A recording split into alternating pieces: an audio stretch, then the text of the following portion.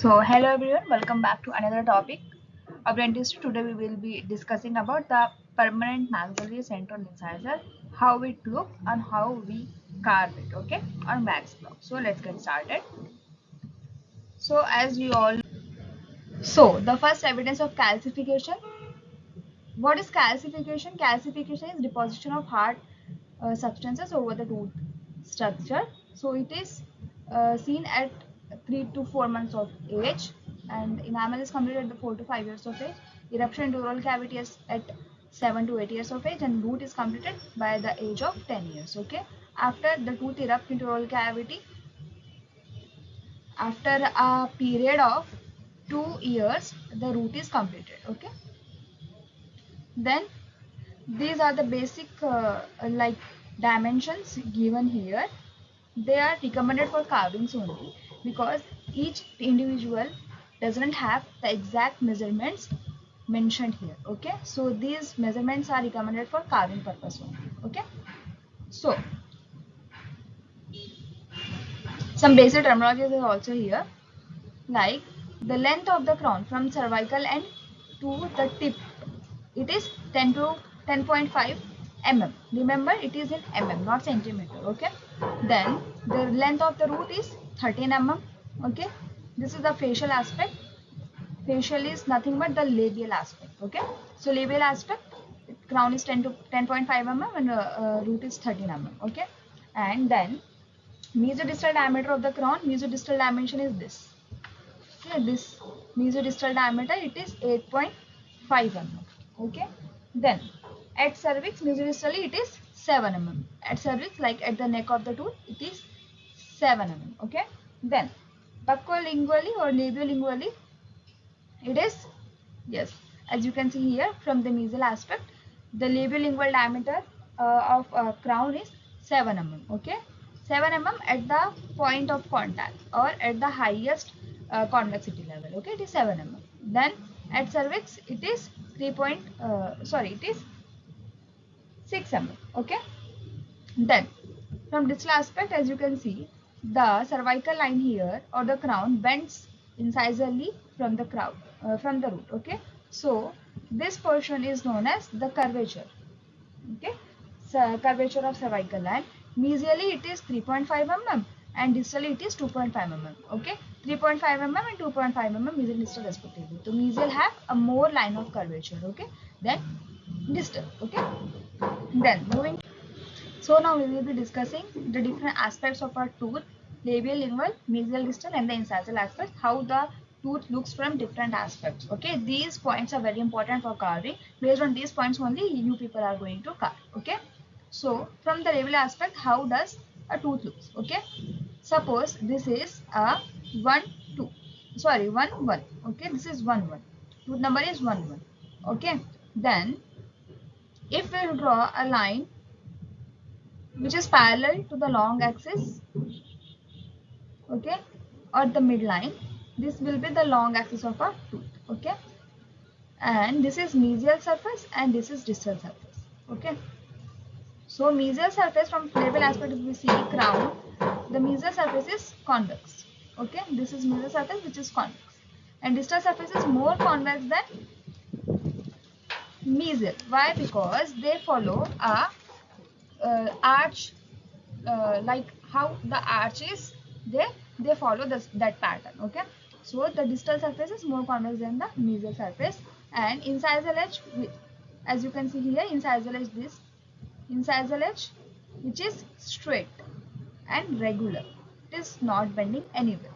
But yes, but this is mesio-incisal line angle, this is disto-incisal line angle. Okay, as we have discussed in previous classes. So mesio-incisal line angle is straight. As you can see here, it is straight or sharp. But disto-incisal line angle is rounded. Okay, remember this point. Then cervical outline is semicircular. This is cervical line which is semicircular. Okay, yes. Then coming to the root portion. Root is conical in shape. As you can see, it is like a cone. It is conical in outline. Root apex is blunt. It is not sharp. Okay, and midline parallel to the mesial side. So if we draw, yes, as I have drawn here, midline, it is parallel to the mesial side. Okay, yes. Then coming to the lingual aspects, how does crown look from the lingual aspect? Lingually, the crown, it is opposite of how it is in labial aspect. Like the mesial surface is convex, but distal is more convex than that. But from lingual side, the distal portion looks more convex than the mesial. Okay. Then it has convexities and also concavities. Okay, because it have a lingual fossa and have a marginal ridges which is continued with the cingulum. Okay, cingulum is a prominent feature of this. Okay, then coming towards the root, it tapers narrower than the labial aspect because of this cingulum, the root also tapers down. So mesial and distal sides we can see from lingual surface. Okay, then triangular with rounded angles at cervix. Cervix from like here, it is rounded, okay, and triangular. If we take a longitudinal section for the here, if we take longitudinal section, the midline is parallel to the mesial side, but in cross section we can see at the cervix, if we cut the tooth, the root is triangular in shape. Okay, then coming to mesial aspect. Mesial aspect, the crown, it is wedge shape. As you can see here, it is more of a triangular shape, wedge or triangular shape. Okay, incisal ridge is lined with the root center. It is the root center here, and if we draw a line, this, so the incisal edge and the root apex both are in a line. Okay, they coincide with each other. Then labial and rival outline is convex, as you can see, convexity here also and here also. Okay, and cervical line curves incisally, as I have mentioned earlier, it is 3.5. Okay, and root, it is cone shape as in labial aspect, blunt rounded apex. Okay, then coming to distal aspect, more surface is seen from this aspect, more of the two surfaces seen from this aspect. Okay, it is also a triangular or wedge shape. Curvature, cervical line curvature is less than that mesial, it is 2.5, and root is blunt rounded apex and cone shape. Okay, then coming to the distal incisal aspect. Incisally, the incisal is centered over the root, so the crown superimposes the root, so the root portion is not seen from the incisal aspect. Okay, incisal is centered over the root and crown superimposes the root. Root is not seen. Broad and flat labial surface. Okay, this is labial surface. Okay, this is labial surface, and this is lingual or the palatal surface. Okay. So the labial surface is broad and it is convex. Cervical portion at labial surface is also convex. Lingual portion, it tapers at cingulum, as you can see here. A nice triangular shape is given to the tooth by the cingulum. Okay, and cingulum makes cervical portion of lingual surface. Okay, and line drawn from the mesioincisal angle. Okay, so this is mesial aspect and this is distal aspect. Okay, just a second.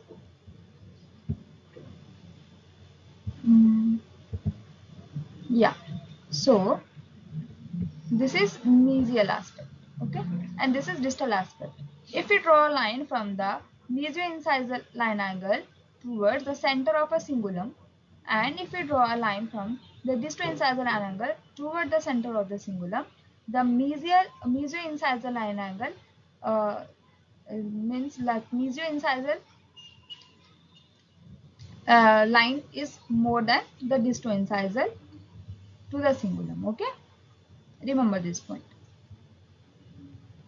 Then mesioincisal line angle is sharper, distoincisal line angle is rounded. Okay. Yeah. So yeah, let's get started with the carving. For carving, we need a pair of carvers, small and the large carver, a metal scale, and a wax block. White block is preferable. Okay, we will mark on wax block the midline, or we will divide the wax block into equal halves, which will define our midline. Okay, then we will mark the measurements on the block for crown and the root separately, and mention which is label lingual, mesial or distal side. Okay, then we will start our carving from the buccal side. Okay, so the carving will start at the occlusal or incisal and the middle third. We will not touch our cervical third of the tooth. Okay, so we will start our carving like making a slope toward the incisal edge from the occlusal or the middle side. Okay, we will not touch our cervical portion of crown. Okay, then we will mark our measurements. Preferably it is preferable for checking your measurements in between carving. Okay, then as we have achieved our sloping toward the incisal surface, we will just make a slope toward the incisal edge. Then we will start our carving at cervical third, making a notch like shape towards the cervical end of the tooth. Okay, then we will converge or merge this cervical portion with occlusal in the middle third of the crown. Until we achieve our desired surface of convexity toward the incisal edge and at the cervical third, we will merge it. Then we will start our carving towards the lingual surface. We start making a slope at occlusal side, and we will not touch our cervical portion of carving. We will make a slope toward the incisal edge as we have done in the like labial surface. We do a scooping motion with carver toward the cervical third, toward the incisal edge. Okay, then we will reduce the mesial and distal side of the wax block for making a convergence towards the cingulum. Okay, as you can see, I am doing this in video, and in between just check the measurements, because we don't need to remove the excess wax, because it will be very difficult and you have to discard your carving if you have reduced more of the wax. Okay, then just converge toward the lingual surface and reduce the excess wax if needed. Then moving toward the cervical third, making the cingulum more prominent. Okay, reduce excess of wax if needed, then only. If not, just move your carving towards the lingual surface, making a cingulum more prominent by reducing a scoop like motion towards the cervical third, and also on the labial or lingual surface. Reduce simultaneously on both the sides, in buccal and the lingual side. Okay,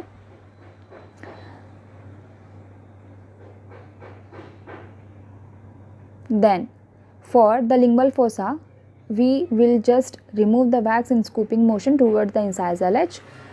As you can see from the mesial and the distal surface, it is achieving a triangular shape. Okay, now we have achieved our desired measurements. It is 8.5 mm and 7 mm at broadest area and cervical third. Okay, now we will reduce towards the labiolingual direction, reduce the cingulum more convexity and also on the labial surface also. Okay, then just you have to make the cingulum more prominent and lingual fossa also for achieving a triangular shape. Now we have achieved our desired dimensions. Now we will just smooth out our irregularities of wax block.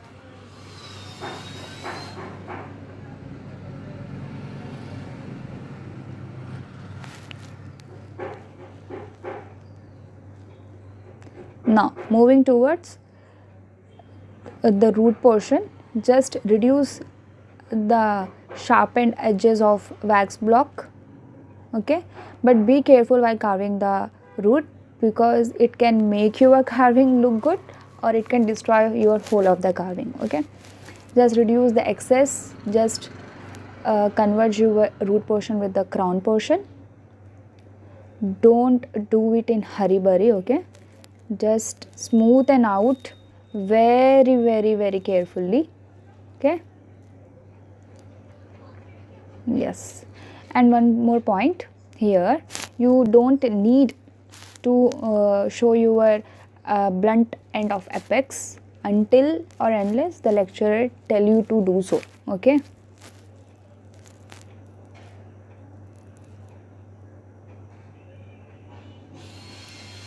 Yeah, just final carving here. Merge your crown and root portion together.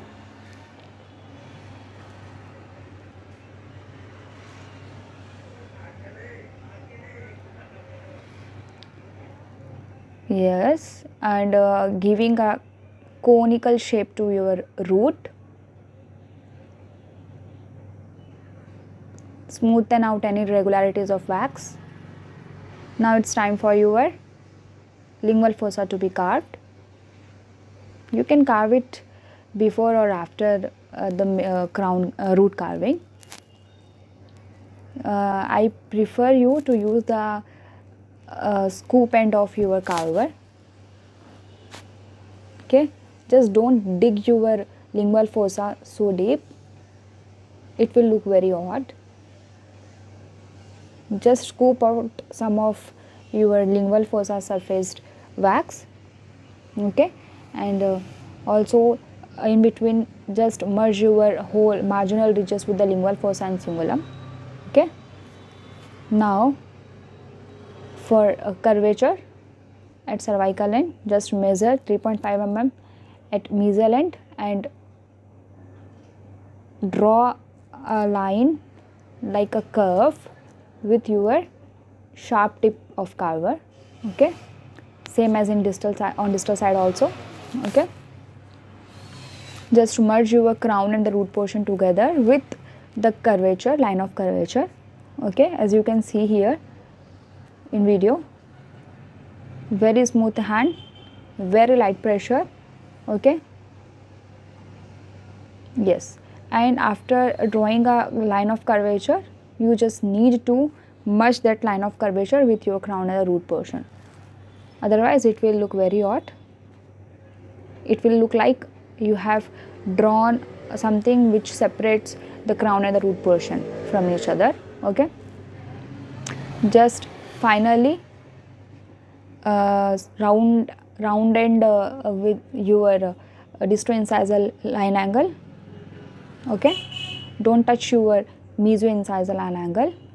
Okay, because it will be straight or very sharp. As you can see here, lingual fossa which is shallow, not very deep, line of curvature, labial, lingual, mesial, distal and incisal. From incisal aspect, as you can see, it superimposes the root, so the root is not seen from the incisal aspect. Okay, this is the final look. It is buccal, mesial, lingual and the distal and the incisal aspect of the. Okay, so yeah, let's get started with the carving.